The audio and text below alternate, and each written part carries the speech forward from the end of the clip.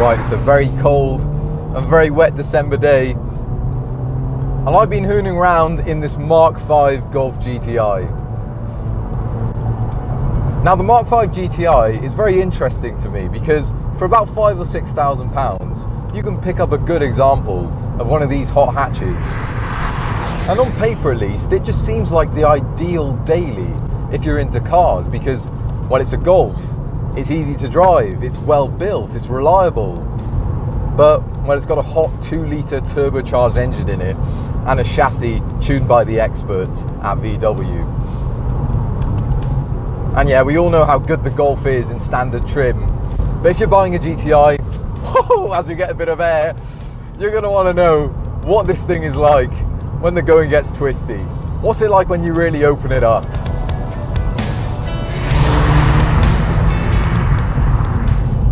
Well, surprisingly quick actually. This car has a 2-litre turbocharged 4-cylinder engine, as I mentioned.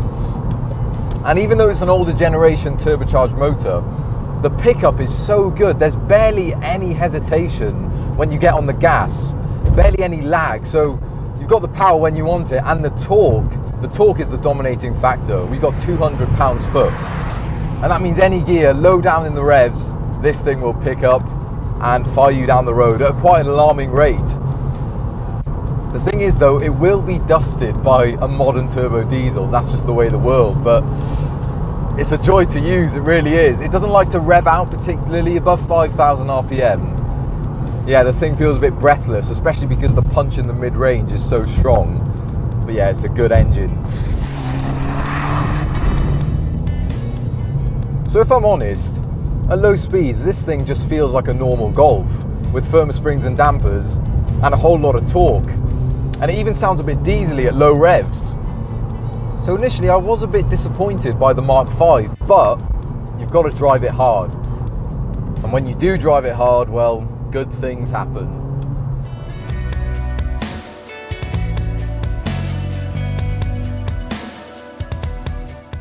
So aside from that punch in a straight line, it's that chassis at and over the limit that's been really surprising for me.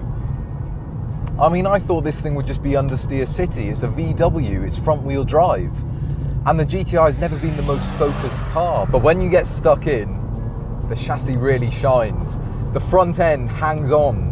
It hasn't got a locking diff, and in the damp conditions that we're in today, yeah, you do really miss that at some points. Coming out of slow corners, it starts to scrabble and gets a bit messy. But overall, at high speeds, you lean on the car, the front end is faithful, and it's the rear end, if you back off or just brush the brakes with your left foot, it's the rear end that wants to play. And that's really surprising.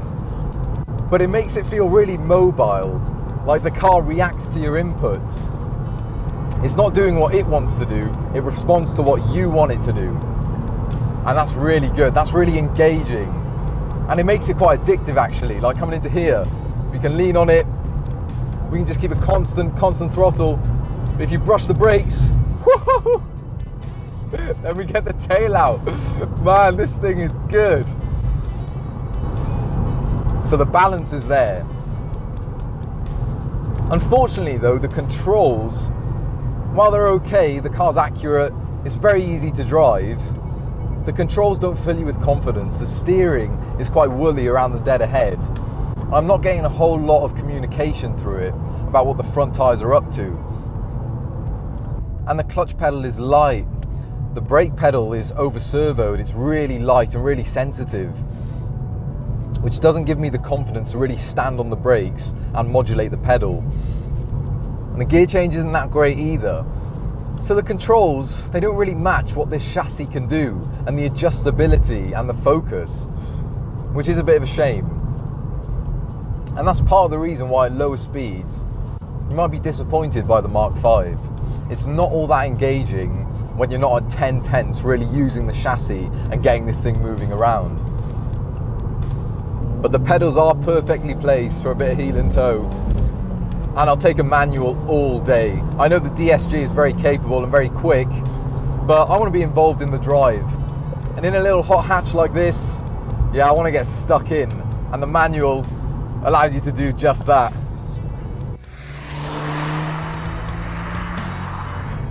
This thing has really surprised me. It's effective, but it's also really good fun. I do wish the engine had a little bit more character. You got no induction bark, obviously being a turbocharged engine, and the exhaust note is, yeah, it's a bit muted. From the outside it does sound good, but I want that raucous noise inside, you know. It's a hot hatch, it's meant to be up and at you. But the driving position's good. I'm sat nice and low, the steering's come out to meet me. Feels like I'm in a mini touring car. Just rowing my own gears and attacking a road. But there is a trade-off for that chassis focus. And that's that the ride quality isn't brilliant in this car. It's well damped, it's nicely isolated, but it does tend to send the odd shock through the cabin. And over rough roads, yeah, it can feel a bit coarse. Which isn't ideal as a daily, but it's more than livable. And it's much more livable than, say, the Megane R26, which is a real backbreaker of a car. It just feels so eager. And that's surprising. I thought this would be a bit on the boring side, and to be honest it is at low speeds, but get up it and the Mk5 GTI is a good car. It really is. It's got the chassis, it's got the performance, maybe lacks a bit of charisma, and the controls don't really give much back to you in terms of feel and feedback, but fundamentally this is a great daily and I'd quite like one.